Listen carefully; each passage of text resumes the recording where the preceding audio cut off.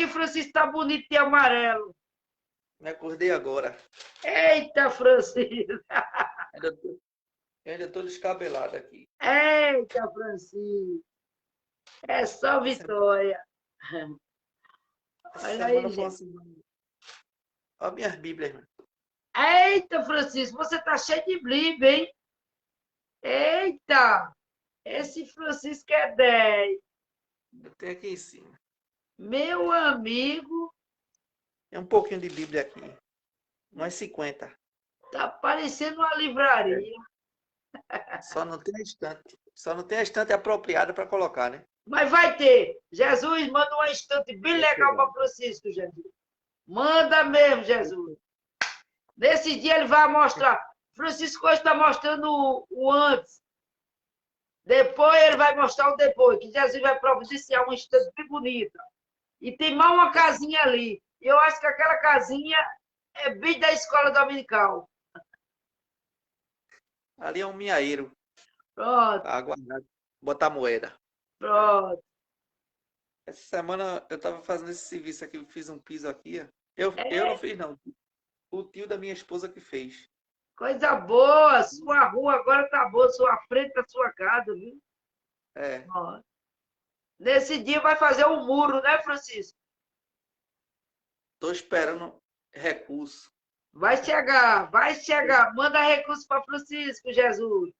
Para ele Eu fazer tô esse com... muro. Ele hoje está mostrando os antes. Logo mais ele vai mostrar o depois. Vai mostrar estante nova, muro novo. Vai ser legal. Preste bem Todo tem atenção, viu, gente? Do que Francisco está mostrando hoje. Que em breve ele vai voltar para mostrar como é que está. Em nome de Jesus. na hora eu creio. É, Já foi com muita dificuldade que eu fiz esse piso aqui, porque foi o dinheiro do PIS. Peguei o dinheiro do PIS, eu recebi o dinheiro do PIS e investi aqui. Fiz pronto, esse piso aqui que estava só no barro aqui na frente. Aí pedi para fazer esse cimento aqui. pronto. Graças a Deus. Jesus vai multiplicar essa Mas é sua assim, tenda. de pouquinho em pouquinho a gente chega lá, né? É, Não precisa correria, não. é. Graças a É Deus que avançando sim. essa mansão aí foi Jesus que lhe deu, a menina. Foi Jesus mesmo. Foi Deus. Tem muita gente que ainda passa por aqui de irmão. Se eu comprou essa casa, eu comprei. Eu nem sabia que estava para vender. Tem gente que nem sabia que se É botasse porque placa de venda aqui. é porque estava escondido para tu, Francisco. Jesus escondeu para tu. É, e a forma que eu paguei, né? Dei 20 mil de entrada e paguei o restante assim, parcelado assim.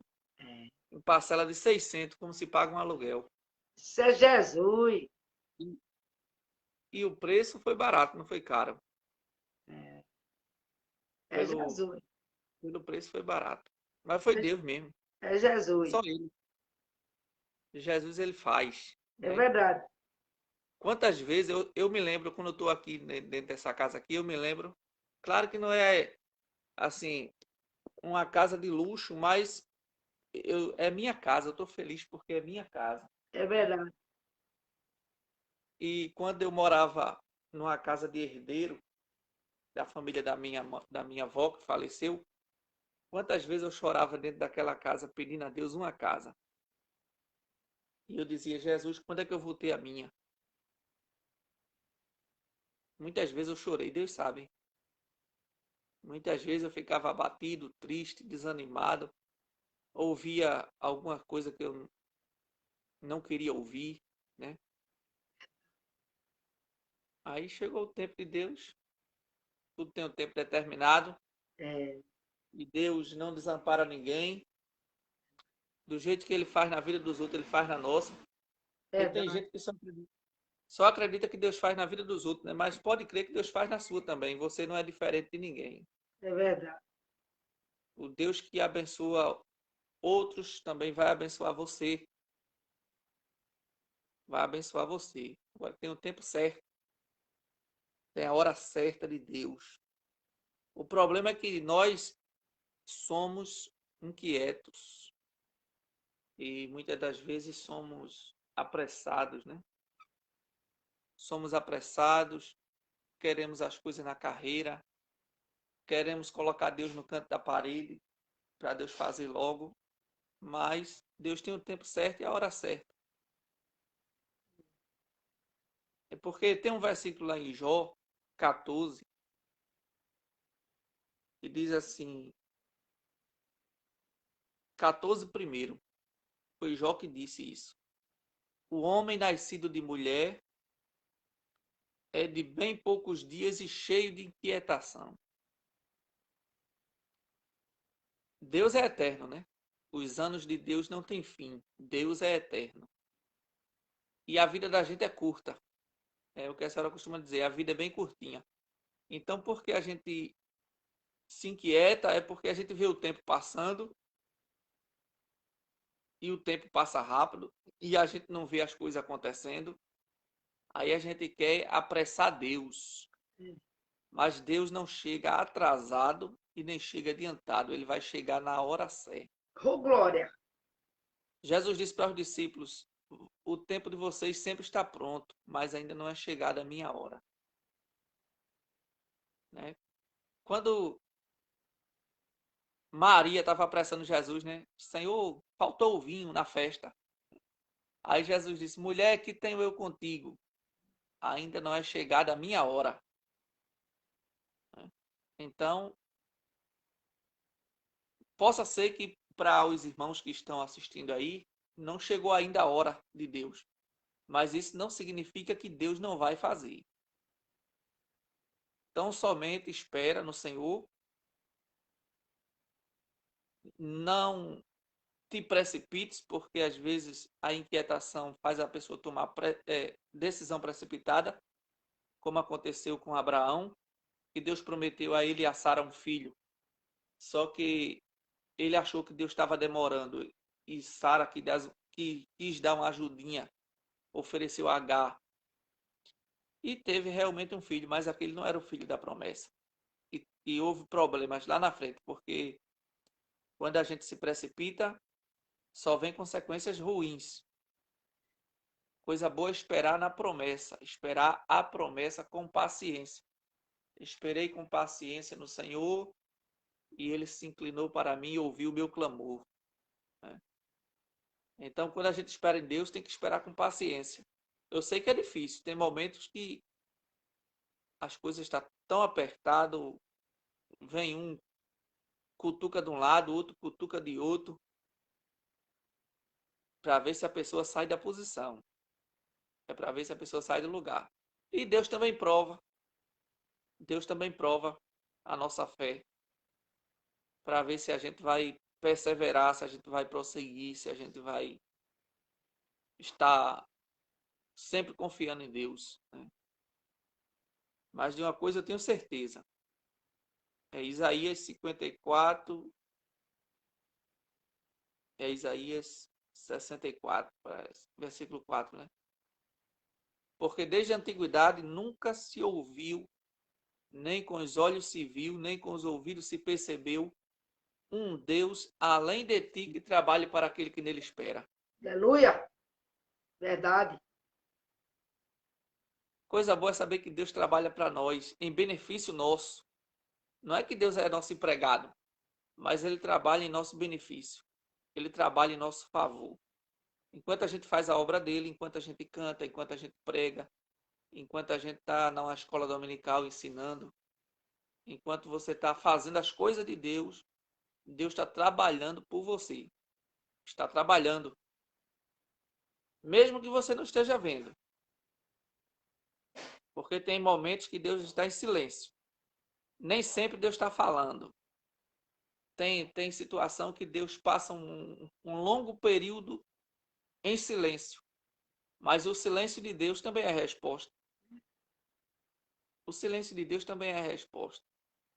E quando Deus está em silêncio, Ele não está parado. Ele está trabalhando. Deus está trabalhando. Com Jó foi assim. Deus só veio falar com Jó lá no final. Né? Se revelou a ele do meio de um redemoinho. Jó, onde estavas tu quando eu fundava a terra? Aí Deus foi fazendo perguntas e Jó ali sem saber responder a Deus, né? Então, muitas das vezes Deus não se revela no meio da prova. Tem prova, provação, deserto que o crente passa, tempestades, que no meio desse vendaval, Deus vai se revelando, Deus vai falando. E tem provações que Deus não fala. Deus fica em silêncio, mas Ele está te observando. Ele está em silêncio, mas Ele está te observando. E você clama, você pede, você jejuma, você esperneia querendo uma resposta e Deus calado. Mas Deus está só te observando como é que você está passando nessa prova. Tem um hino que até Marcos Antônio regravou que diz assim: espera no Senhor sem desistir, na certeza que Ele não falha, tudo Ele já preparou. É porque eu esqueci a letra, mas é um hino muito bonito. Então a gente tem que esperar em Deus sem desistir, né? Eu gosto muito da história de Jó. Eu gosto muito porque traz muita lição para a minha vida, a história de Jó.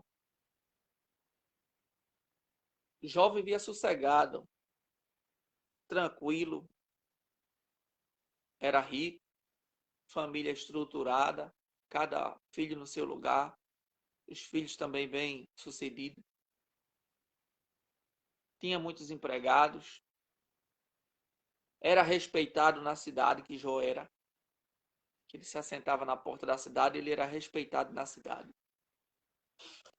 Respeitado pelos funcionários, respeitado e honrado por todos por causa da sua honestidade, retidão. Um homem íntegro, um homem obediente, um homem fiel a Deus. E Jó dizia consigo, tem esse versículo na Bíblia, no livro de Jó. Jó dizia: eu vou morrer velho, farto de dias, nenhum mal vai me acontecer, eu vou terminar os meus dias muito bem. Quer dizer, eu estou aqui, Deus tem me abençoado, a proteção de Deus está sobre o meu lar, sobre a minha casa, sobre a minha família. Nada de ruim vai me acontecer. Era o pensamento de Jó. Porque a gente tem essa ideia que a gente está blindado. Quando a gente é fiel, quando a gente faz as coisas sempre certas, a gente tem a ideia que a gente está blindado. Eu estou blindado, nada de ruim vai acontecer. Só que a gente tem que ter na nossa mente de que Deus também prova o justo. Não é porque você é íntegro, fiel, reto, temente a Deus, que você está blindado, não. Claro que Deus te protege, Deus te defende, né? Mas Jó disse: aquilo que eu temia me aconteceu. Aquilo que eu temia. Ou seja, ele jamais imaginaria na mente dele que ia passar por aquilo.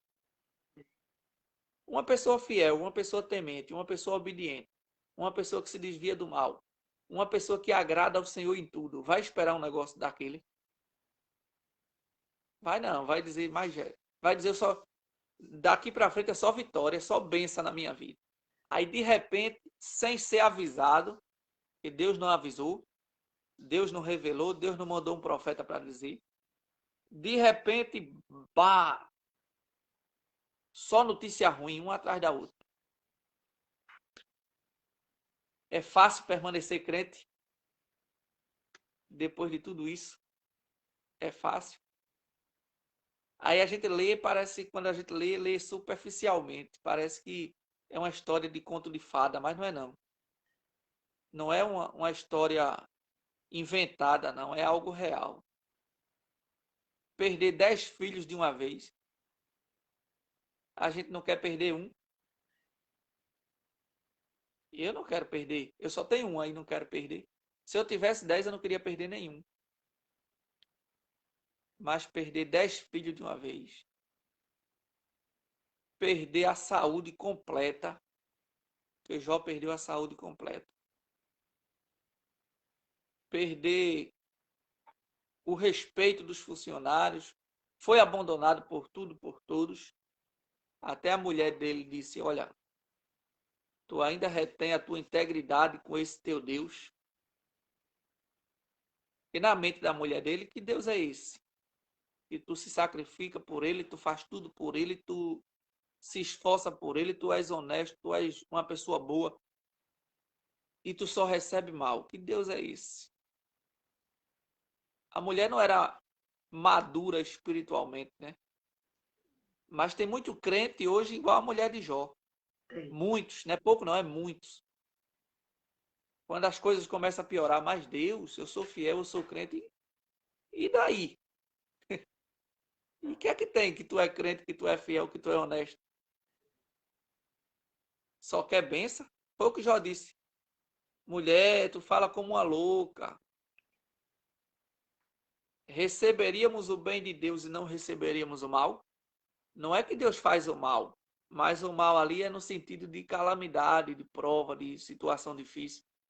Mas é na mentalidade de muitos crentes, eles só pensam em receber bênção.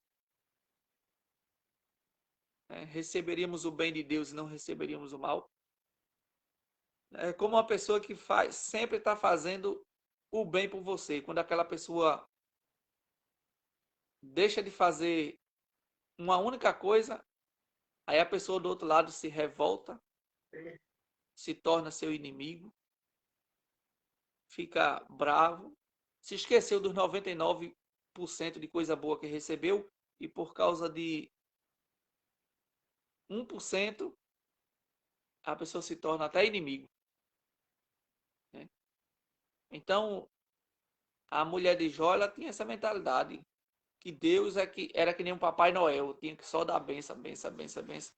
Recompensa das coisas boas, benção, benção, vitória. Mas Deus é o dono da nossa vida, Deus é o dono da nossa história. E a história de Jó, ela traz uma lição para todo morador da terra, todos os moradores da terra. Que ninguém está blindado de passar por situações difíceis, né? E os amigos de Jó acusaram Jó de pecado. Jó perdeu até a esperança.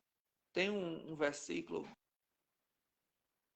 eu estava até na igreja essa semana e eu abri a Bíblia em cima desse versículo. É no livro de Jó. Eu ia falar outro assunto, mas eu ia falar outra coisa, mas Deus me encaminhou para cá. Ô, Glória. Vai Jó, compartilhando, gente. Vai compartilhando. 41 pessoas escutando a palavra nesta manhã. Coisa boa. Mas se você compartilhar, mais alguém vai escutar. Vamos lá, compartilha. Jó capítulo 6. Jó capítulo 6.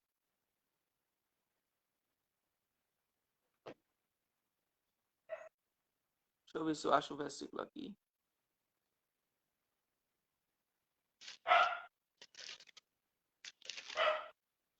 Ou é o 7? É o 7.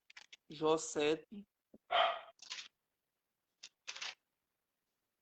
Estou procurando um versículo aqui que eu li. Glória a Deus. É Jó 7 e versículo 6 e o 7.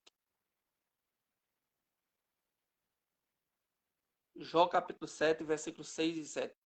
Claro que todo o capítulo 6 e o capítulo 7, Jó fala da sua lamentação. Mas Jó capítulo 7, versículo 6 e o versículo 7. Jó disse: os meus dias são mais velozes do que a lançadeira do tecelão e perecem sem esperança. Lembra-te de que a minha vida é como o vento. Os meus olhos não tornarão a ver o bem. Aleluia.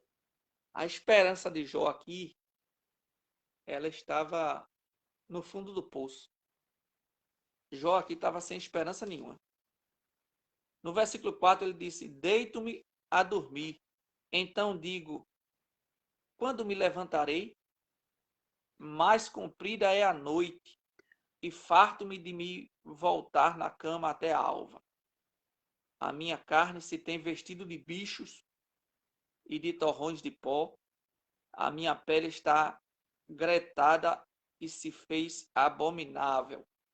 Jó estava já doente aqui, e ele disse que quando ele se deitava, chegava de noite, ele disse: quando é que amanhece o dia? Né? E quando era de dia, ele dizia: tomara que chegue logo à noite. Né? Então, às vezes a gente está numa situação tão desesperadora que a gente espera logo pela noite para dormir. Meu Deus, tomara que esse dia passe rápido. Tomara que passe logo e escureça, que é para eu me deitar na minha cama, porque eu estou estressado, eu estou nervoso, eu estou angustiado, eu estou abatido, eu não quero ver ninguém.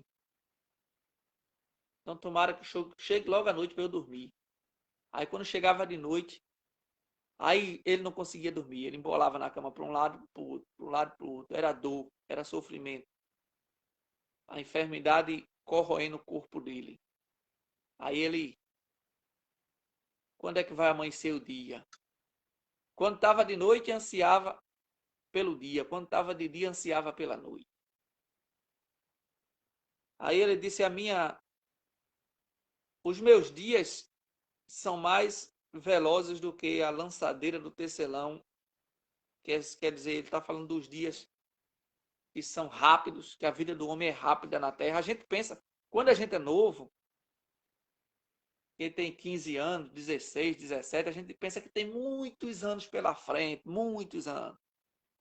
Aí quando vai chegando nos 40, aí a pessoa já percebe que já viveu a metade da vida.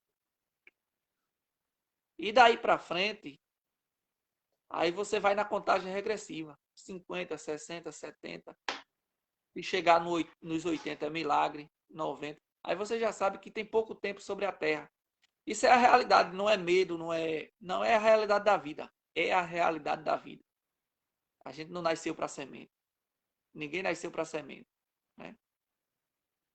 Então, Jó disse que os dias dele estavam perecendo sem esperança.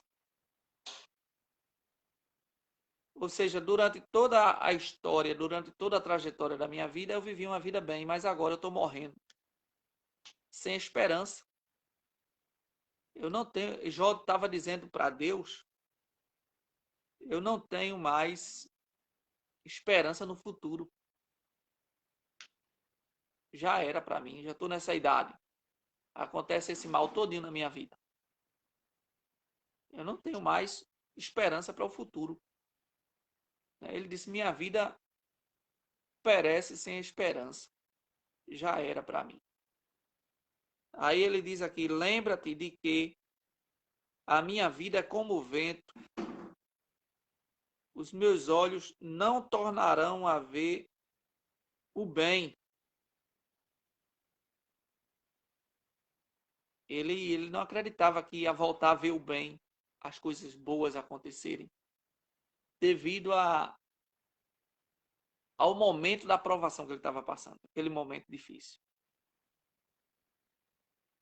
Tem momento que a gente se encontra no olho do furacão ou no fundo do poço, ao ponto de achar ou pensar: será que ainda vai acontecer coisas boas na minha vida?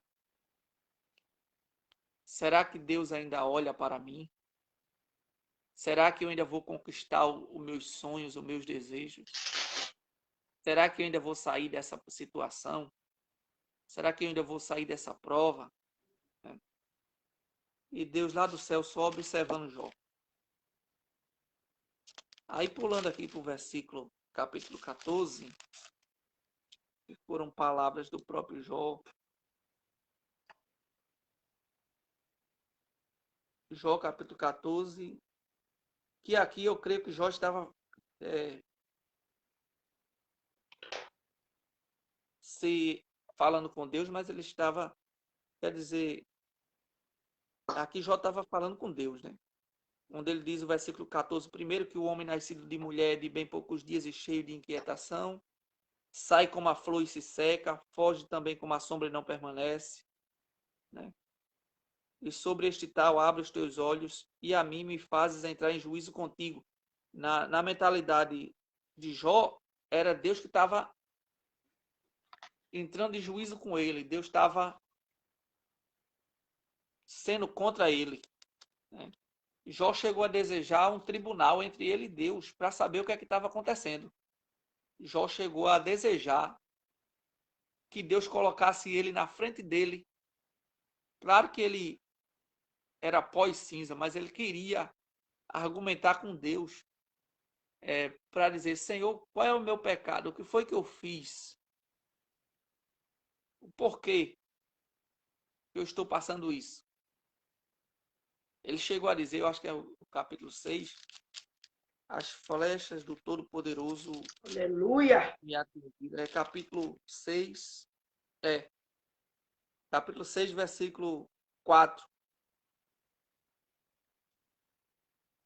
Porque as flechas do Todo-Poderoso estão em mim, e o seu ardente veneno o bebe o meu espírito. Os terrores de Deus se armam contra mim. Jó chegou a pensar que Deus se tornou até inimigo dele. Por que eu? Quer dizer, Deus se voltou-se contra mim. Deus era meu amigo, Deus me guardava, Deus me protegia, Deus me amava e agora ele se voltou-se contra mim. Jó pensando até nisso. O que foi que houve? Por que Deus agora veio de encontro a mim? Porque o que eu estou passando só pode ter sido Deus para fazer um negócio desse. Né? E lá no capítulo 14, voltando para o capítulo 14, no capítulo 7, eu li que Jó disse que os dias dele estavam perecendo sem esperança. Né? Aí aqui no capítulo 14, versículo 7, 8 e 9, que é um versículo muito conhecido e muito citado nas igrejas. Ele tem até hino nesse texto e é muito lindo. Né? Jó disse, capítulo 14, versículo 7, 8 e 9. Claro que ele estava querendo aqui chamar a atenção de Deus com essas palavras. Jó disse, porque há esperança para a árvore que, se for cortada, ainda se renovará, e não cessarão os seus renovos. Se envelhecer na terra a sua raiz, e morrer o seu tronco no pó, ao cheiro das águas brotará e dará ramos como a planta.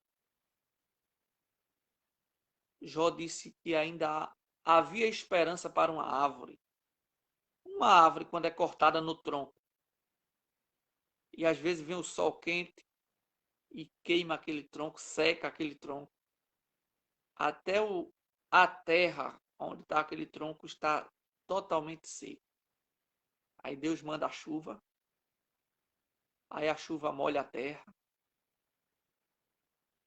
aí de repente nasce ali um rebento de lado daquele tronco seco, morto, nasce um olhinho verde, né? Nasce um rebento ali, por causa da água, né? E aquela planta ela torna a crescer e depois vai tornar a dar frutos. Isso já aconteceu no terreno da minha mãe, quando cortamos um pé de abacate no tronco. Só que depois ele brotou, ele nasceu novamente de lado do tronco e ali ele foi crescendo, crescendo e já está uma árvore grande de novo, já está dando fruto de novo. Então Jó estava dizendo, se para uma árvore que já foi cortada, uma árvore que está numa terra seca, cortada no tronco, Quando a água molha, ainda tem esperança? Então pode ter para mim. Pode ter esperança para mim. Tem esperança para você, né? Aleluia. Trago essa palavra nessa manhã. Tem esperança para você. Ainda há esperança para o teu problema. O homem pode ter dito que não tem mais jeito. O juiz pode ter dito que não tem direito. O advogado pode ter dito que não tem direito. O médico pode ter desenganado e dito que você vai morrer. Alguém pode ter dito para você, essa causa está perdida. Mas a última palavra, ela vem da boca de Deus. A esperança. Coisa boa é ter esperança. Tem um versículo em Lamentações que diz isso. Eu vou ver se eu acho. Já eu termino. Isso aqui não é uma pregação, isso aqui é só uma conversa, né? Isso aqui é uma palestra. Palestra muito gloriosa, muito maravilhosa. Vai compartilhando, que a palestra está boa. Eu gosto de ver aquela irmãzinha que fala aqui Vitor, pela manhã. eu acho que ela hoje perdeu a hora, que ela não apareceu ainda, a bichinha. Ela toma conta do marido dela e o marido dela está trocando agora o dia pela noite. Passa a noite todinha acordada, Francisco. Aí a bichinha se acorda também, pé no sono. Ela fala no livro de muito no livro de Provérbios, né? Eu acho que ela deu uma sequência no livro de Provérbios, não foi? Foi, ela está trazendo o livro de provérbios, toda de manhã. E é muito bom. O livro de Provérbios tem ensinos maravilhosos, o livro de Provérbios. A pessoa quer saber viver no mundo, só é ler o livro de Provérbios que ensina a pessoa a viver nesse mundo. Para tudo que acontece no mundo, no livro de Provérbios ensina ali detalhe por detalhe. É. Deixa eu ver se eu acho o versículo aqui. Achei. Lamentações de Jeremias, capítulo 3, versículo 26. Vou ler até o versículo 29.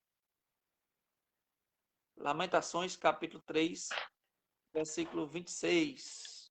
Aleluia. Glória a Deus. Quem tiver Bíblia aí, os irmãos, não sei se o povo acompanha as lives aqui da irmã Carminha, a clínica, né?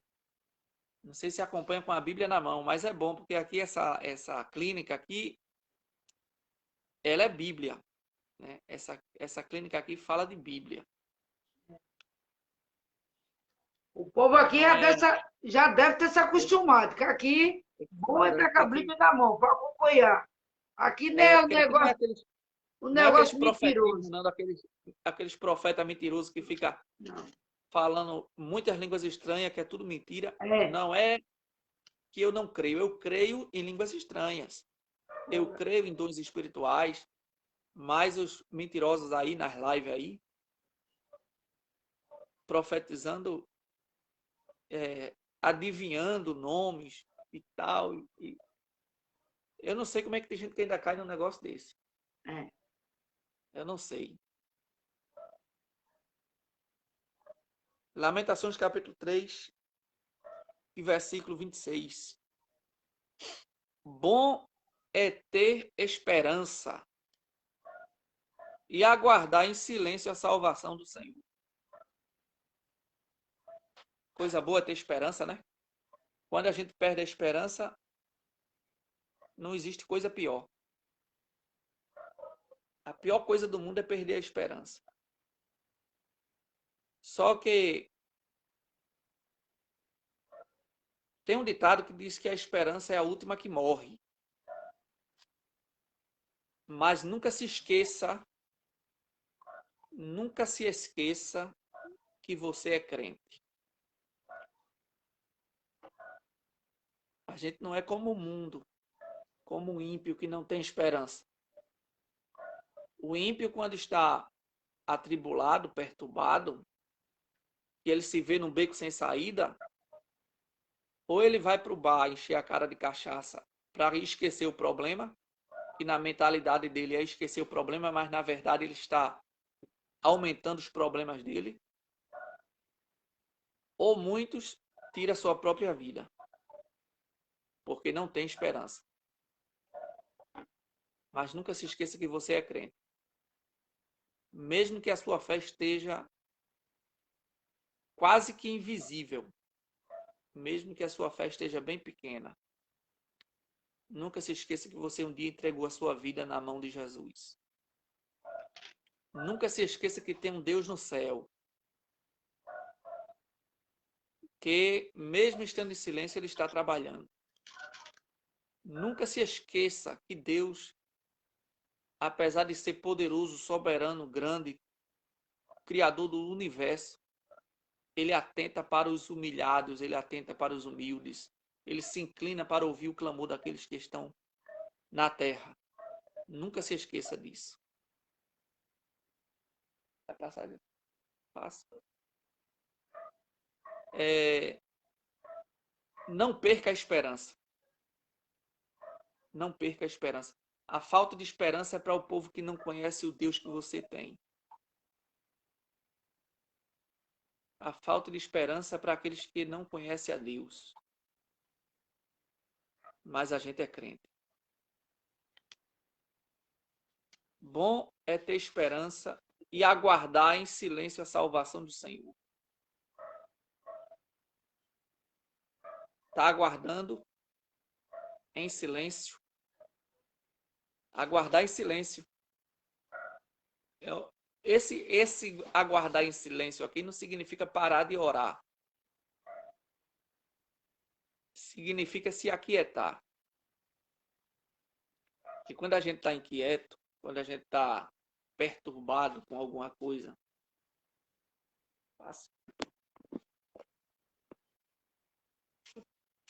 minha esposa vai sair para trabalhar. Vai com Deus. Bom dia de trabalho. Quando a gente está inquieto com alguma coisa, a gente fala pelos cotovelos. Fala pelos cotovelos.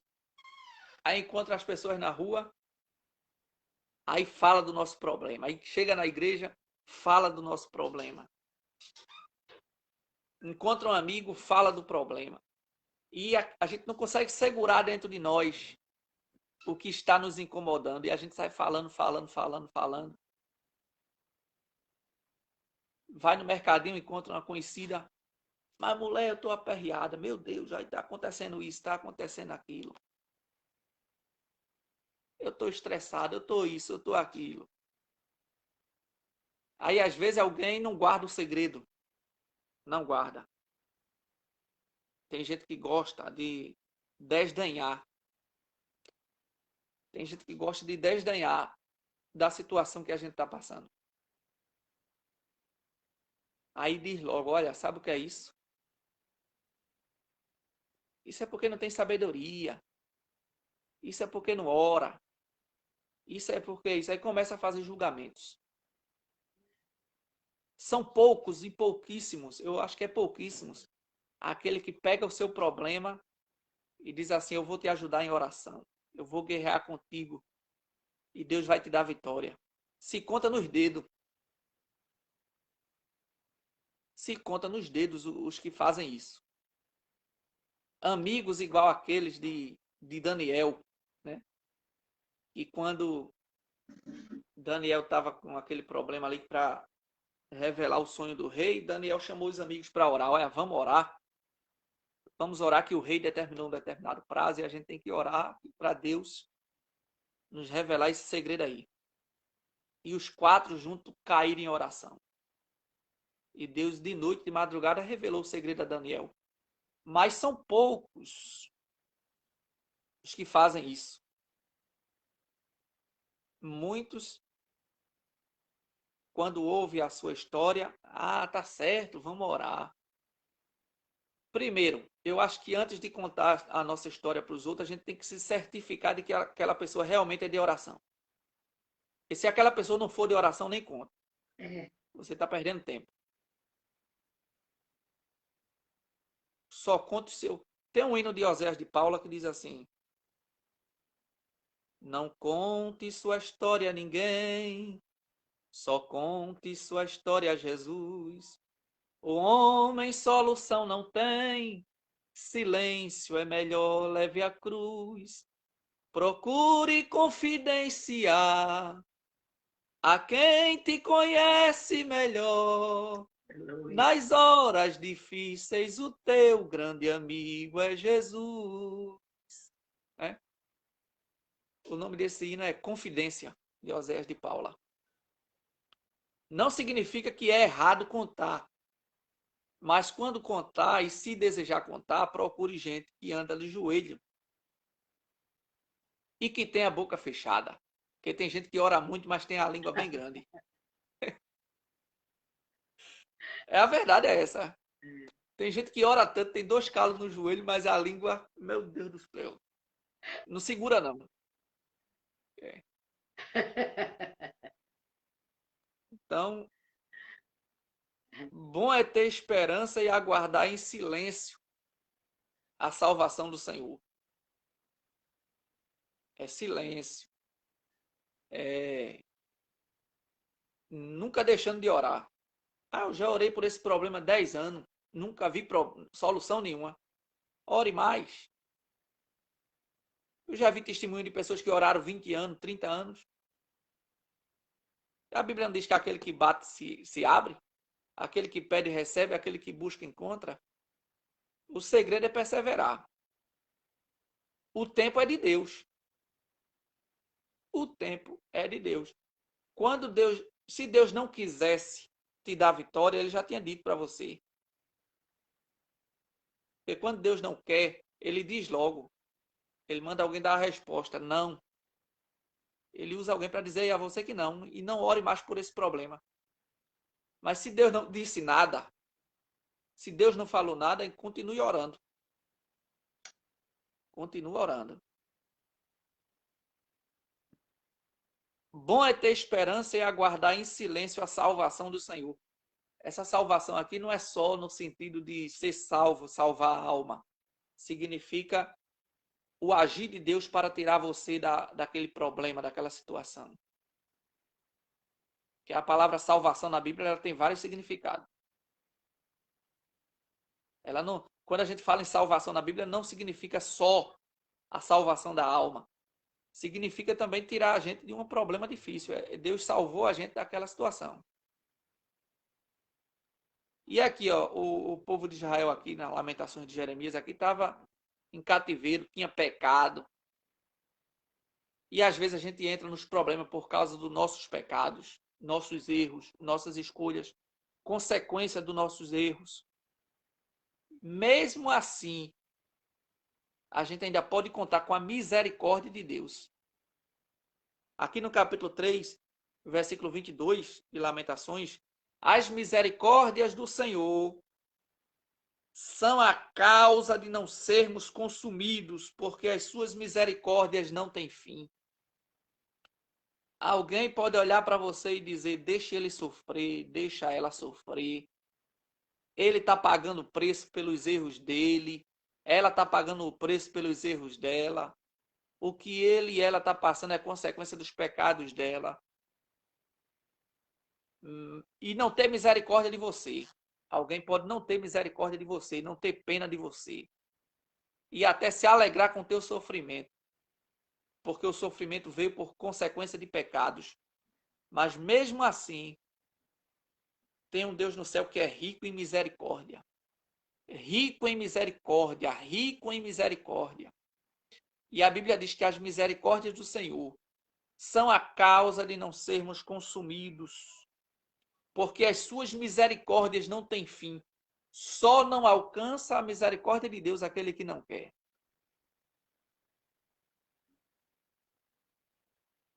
Se você fechar o coração para Deus, você não alcança a misericórdia de Deus. Mas se você descer, se você se humilhar, se você se quebrantar, mesmo estando errado, todo troncho, todo errado, não estou justificando pecado, não. Se está errado, tem que se consertar. Mas mesmo estando errado, se você clamar pela misericórdia de Deus, você vai alcançar. Mesmo você dizendo, Deus, eu estou nessa situação hoje, porque foi uma escolha minha, foi um erro, eu não ouvi a tua voz, eu não obedeci a tua palavra, eu fui desobediente contigo. Eu mereço todo esse castigo, eu mereço toda essa situação. Mas tem misericórdia de mim.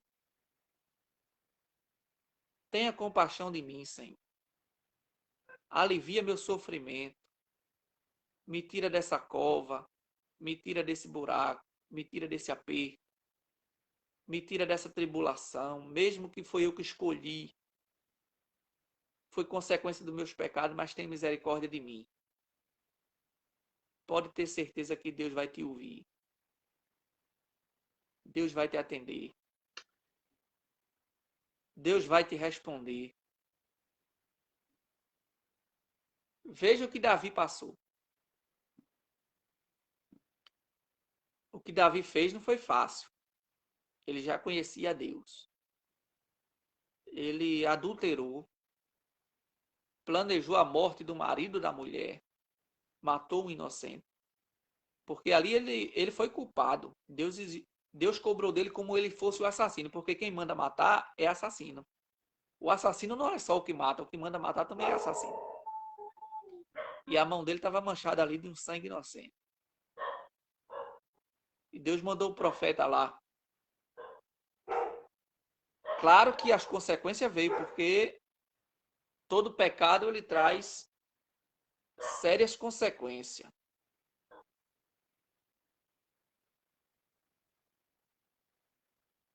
Amém, irmã Lucinete?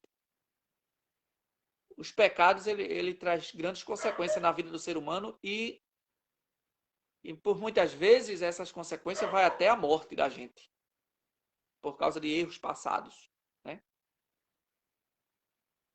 Mas leia o Salmo 51, como Davi ele chega diante de Deus. Eu vou ler Salmo 51. Aleluia. Glória a Deus. Agora Vai eu digo para compartilhando, você, vai compartilhando. eu digo para você nesta manhã, Deus está falando, porque eu estou sentindo que ele está falando. Ô, glória. Salmo Aleluia. 51, Davi disse, esse salmo aqui ele foi escrito justamente por causa do pecado de Davi. Aquele pecado específico com Batseba. E aqui ele disse, tem misericórdia de mim, ó Deus, segundo a Aleluia. tua benignidade, apaga as minhas transgressões, segundo a multidão das tuas misericórdias. Lava-me completamente da minha iniquidade e purifica-me do meu pecado, porque eu conheço as minhas transgressões e o meu pecado está sempre diante de mim. E o pecado sempre está ali. Toda vez que a pessoa vai orar, a pessoa lembra. Toda vez que quer adorar a Deus em liberdade, a consciência está ali. Não precisa ninguém apontar o dedo na cara. O maior juiz do ser humano é a sua própria consciência. E aquilo atormentava Davi, né? Aí ele disse, contra ti somente pequei, e fiz o que a teus olhos é mal, para que seja justificado quando falares e puro quando julgares. Eis que em iniquidade fui formado e em pecado me concebeu minha mãe. Eis que amas a verdade no íntimo e no oculto me fazes conhecer a sabedoria. Purifica-me com isopo e ficarei puro. Lava-me e ficarei mais alvo do que a neve. Faz-me ouvir júbilo e alegria para que gozem os anos que tu quebraste. Esconde a tua face dos meus pecados e apaga todas as minhas iniquidades. Cria em mim, ó Deus, um coração puro e renova em mim um espírito reto. Não me lances fora da tua presença e não retires de mim o teu Espírito Santo. Torna a dar-me a alegria da tua salvação e sustém-me com o espírito voluntário. Que oração linda! Que oração linda de Davi, de quebrantamento, reconhecendo o erro, reconhecendo os pecados, reconhecendo suas transgressões e pedindo a Deus: não retires de mim o teu Espírito Santo. Não retires de mim o teu Espírito. Cria em mim um coração puro. Renova em mim o espírito reto. Não me lances fora da tua presença. Ele sabia que o homem longe da presença de Deus é terrível. Quando Deus tira a misericórdia dele da vida de alguém, coitado dele. Coitado desse alguém que Deus tira a mão de cima. O diabo vai chutar ele igual uma bola de futebol num campo.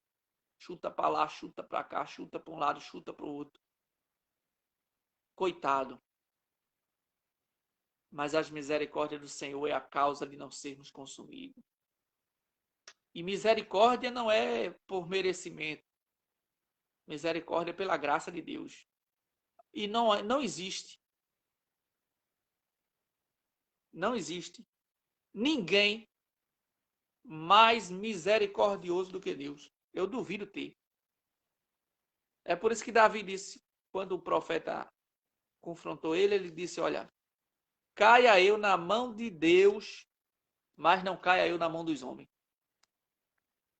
Os homens não têm misericórdia, não. Mesmo aquele mais bondoso. Tem aqueles que a gente diz assim: eita, esse fulano aí é uma bênção. O coração dele é um amor. Mas se você falhar com ele, ele vai querer justiça. E olha se não querer vingança. Agora eu duvido Deus fazer isso. Deus só toma vingança com alguém quando a pessoa não se humilha. Quando a pessoa não se humilha, não se quebranta, quer peitar Deus, quer bater de frente com Deus, aí será quebrantado sem que haja cura, do jeito que diz a Bíblia, né? Aquele que anda na soberba, não quer se humilhar, vai ser quebrantado.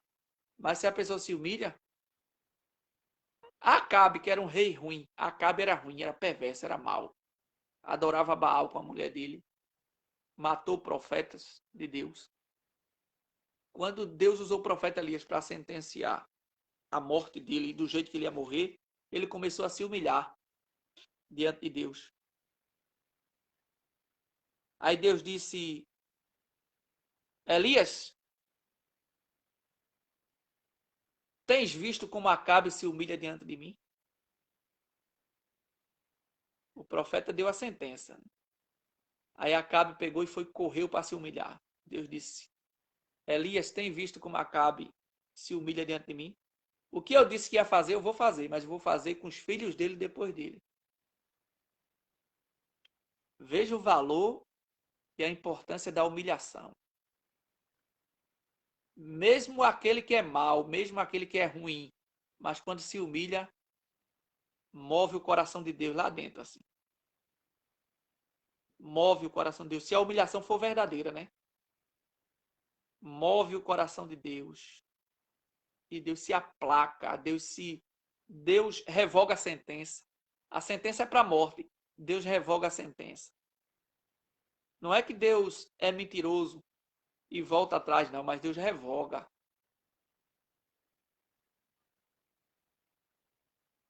Tem gente que é digno de morte, como o próprio Davi era digno. Ele mesmo decretou a sentença quando o profeta fez a parábola. Ele disse: olha, veio um homem, recebeu uma visita na casa dele e tal. E esse homem era muito rico, tinha muitas ovelhas. E em vez de ele preparar uma janta com uma das ovelhas dele, ele pegou a do vizinho que só tinha uma. Aí Davi disse: oxê, Ciro, esse homem é digno de morte. Esse que fez isso é digno de morte. Aí o profeta disse: esse homem é tu. Ai, meu Deus, pequei. A ficha caiu. Né? Mesmo sendo digno de morte, mas quando se humilha, quando se quebranta, quando busca pela misericórdia, pela graça, Jesus atende. Deus atende. Aquela mulher apanhada em adultério mesmo, levada até Jesus. Tem gente aqui nessa live aqui que já errou e errou feio. Gente que está aí assistindo do outro lado. Deus está falando aqui nessa manhã E eu tenho convicção. Eu tenho convicção dessa palavra que eu estou falando agora, que não é minha. Tem gente que está assistindo essa live que errou e já errou feio, muito feio. E por causa dos erros cometidos, gravíssimos, é julgado até hoje. É criticado até hoje, é criticada até hoje. Sempre alguém está tocando na ferida do passado.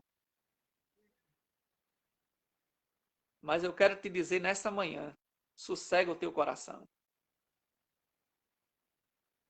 Deus já perdoou os teus pecados. Jogou no mar do esquecimento. E quem é o homem ou quem é alguém para te lançar na cara o que tu fizesse no passado?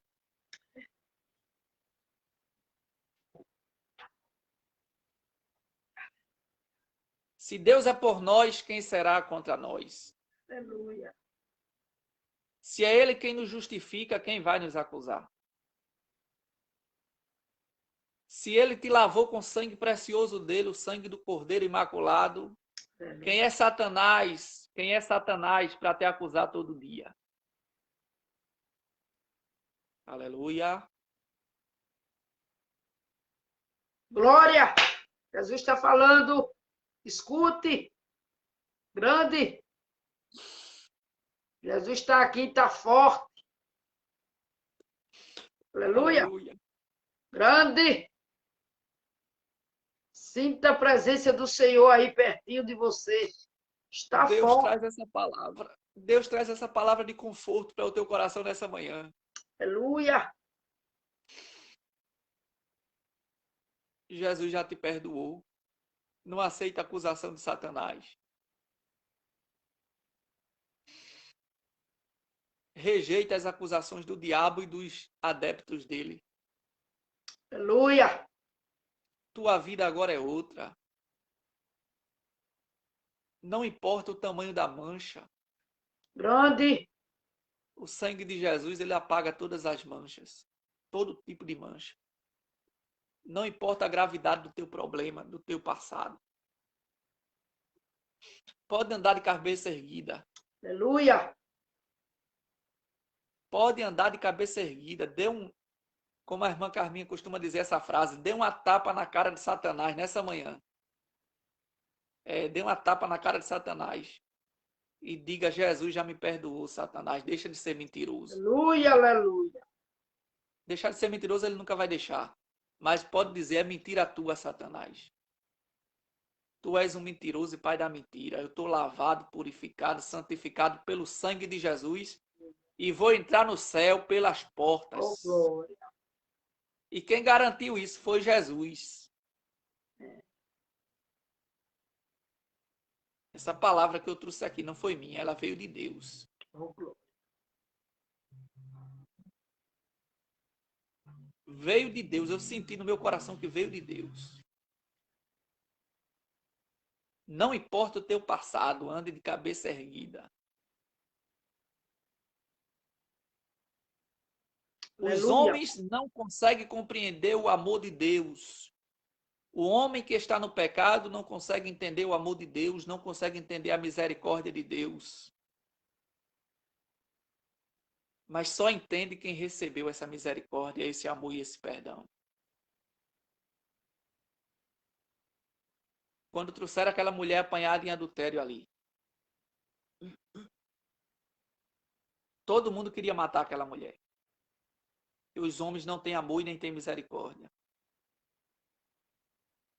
Tem gente que diz assim, eu não quero ele mais aqui. Eu não quero ela mais aqui. Tem até pastores por aí que se acham dono de igrejas. Aqui ele não entra, aqui ela não entra. Eu não quero fulano mais aqui. Mas Jesus abre os braços e diz, eu te aceito. Eu te recebo. Eu te abraço. Eu te perdoo.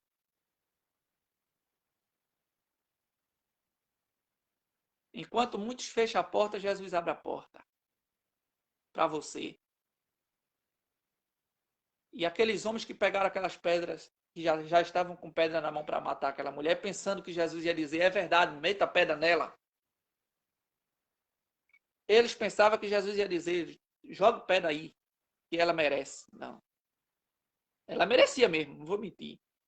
Ela merecia, ela estava errada. Não era mentira não, que ela errou. Ela errou. Mas ali o julgamento foi imparcial. Não Trouxeram só a mulher. esta figura. Estou falando aqui, respondendo. Pode falar, Francisco. Ali o julgamento foi parcial, né? Não foi imparcial, foi parcial o julgamento ali. Trouxeram só a mulher e não trouxeram o homem. E ainda existem esses tipos de julgamento, até dentro de algumas igrejas. Erra dois, mas o castigo vai só para um. E o outro está lá, impune dos homens, mas não está impune de Deus. Está impune dos homens, mas de Deus não. Aí trouxeram aquela mulher. Senhor, a lei diz que na lei de Moisés tem que ser apedrejada. E Jesus em silêncio escrevia na areia. Depois Jesus disse, quem não tiver pecado aqui, seja o primeiro a jogar pedra contra ela. Jesus conhecia tudinho ali. Os hipócritas. Estava doido para matar os outros, mas tudinho cheio de pecado escondido. Os hipócritas que pensam que tem direito de matar e se esquece que está cheio de pecado também. Jesus disse, aquele que tiver pecado, atire a primeira pedra. Saiu de um por um, começando do mais velho até restar o mais novo. Quer dizer, até os mais novos foram embora, que já tinha pecado já. Ficando Jesus só e a mulher. E Jesus disse,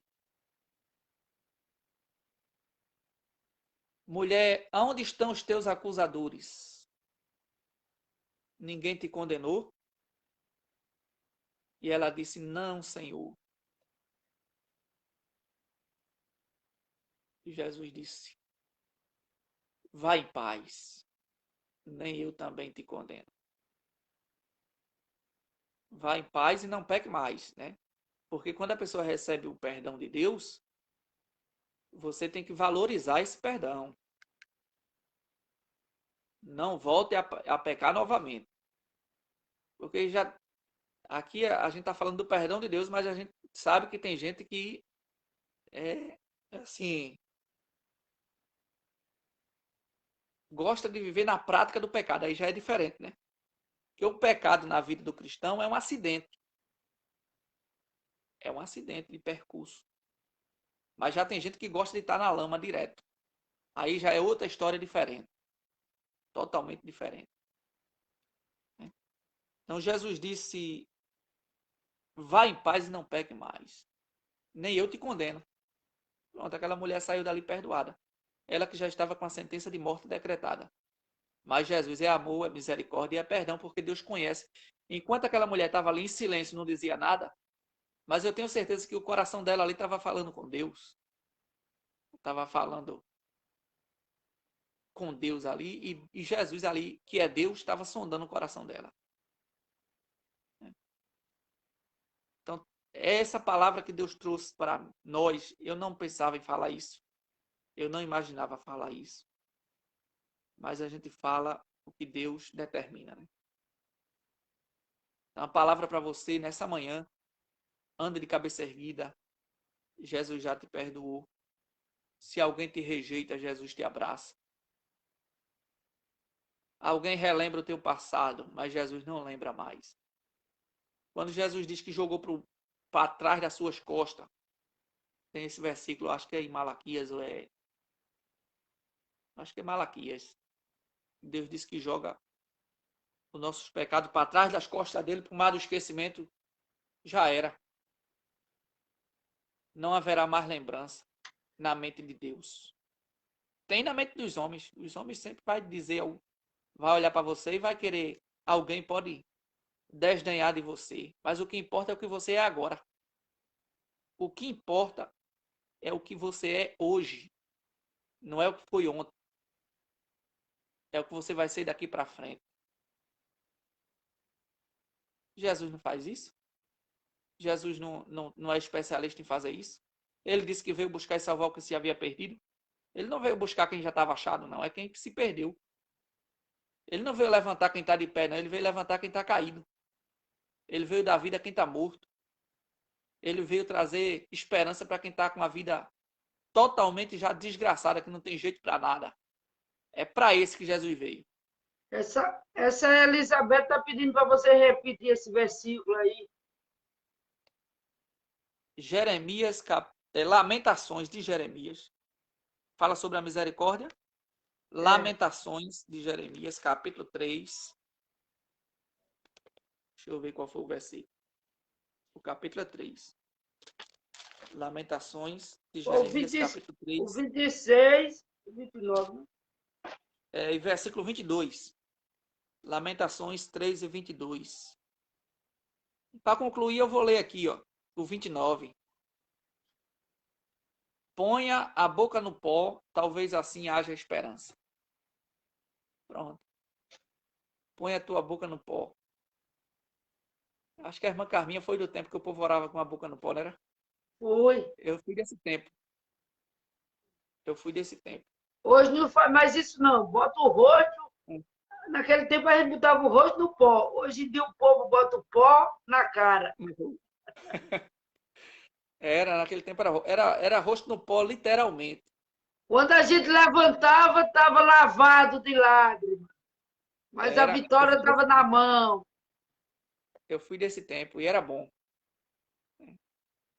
Então, nas igrejas o povo não quer aceitar mais que bote o rosto no pó. Antigamente as irmãs oravam de rosto no pó. Os irmãos também.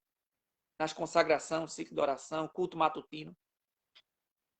Mas você pode botar o rosto no pó na sua casa. É. Na sua casa você pode. Quando todo mundo for dormir, bota a tua face no pó. Deita no chão, forra um lençol se quiser, uma toalha. Bota a boca no pó e fala com Deus. Fala com Deus e veja o que Deus vai fazer. Amém? Deus abençoe a todos nessa manhã. Vou terminar por aqui. Muito obrigado, Francisco, por sua participação na clínica. Você estava muito ocupado, mas quando Jesus providencia para você vir, você está aqui para nos ajudar. Muito obrigado, viu? E o nosso livro está já saindo do nosso livro, onde tem a sua participação no meu livro. Para mim é um prazer. Tem irmãs aí me chamando de pastor aí nos comentários, mas eu sou só um servo, um simples servo. Não sou pastor, sendo sincero. Não sou pastor, sou um servo. Eu acho que eu sou o menor da casa. Amém. Amém, Francisco. Um bom dia para você, meu filho. Jesus continue lhe abençoando. Francisco é meu filho do coração. Amém. E digo a mesma coisa, a senhora é minha mãe do coração. Amém. Mesmo às vezes passando alguns dias sem comunicar, mas é o trabalho, outras correrias, né? Mas o que importa é o que está aqui dentro, o sentimento. É verdade. Deus abençoe a todos, tenham todos um ótimo final de semana, os irmãos e as irmãs que estão assistindo. Vá à casa do Senhor, não deixe de ir na casa do Senhor. Né? E levante a cabeça, porque Deus é contigo. Amém? Amém. Tchau, Francisco. Eita, glória.